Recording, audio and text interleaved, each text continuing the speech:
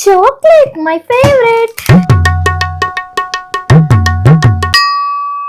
Lunch ఏం చేయలేదని chicken order పెట్టాను. ఎలా ఉందో అబ్బా, స్పైసీగా టేస్ట్ ఎంత బాగుందో. వేడి అన్నంలో ఈ చికెన్ ఫ్రై నంచుకొని తింటే సూపర్ అసలు.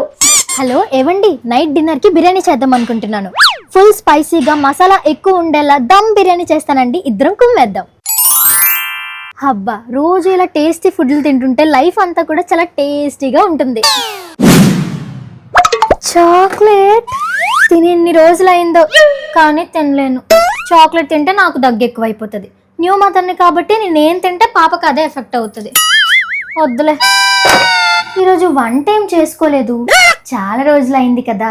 ఈ బర్గర్, పిజ్జా, KFC ఆర్డర్ పెట్టుకుంటే అమ్మో వద్దులే. అలాంటి జంక్ ఫుడ్ తింటే నాకు హెల్త్ పాడైపోద్ది. నాకు ఒంట్లో బాగోకపోతే దీన్ని చూసుకునేవాడు ఎవడు ఉండడు. కనీసం పిల్లల కోసమైనా కొంచెం హెల్తీగా ఉండాలి. పెరుగన్నంతో అడ్జస్ట్ అయిపోదాంలే. హలో ఏవండి, డిన్నర్ కి బిర్యానీ చేసేస్తాను. ఇంటి స్పైసీగా కావాలా?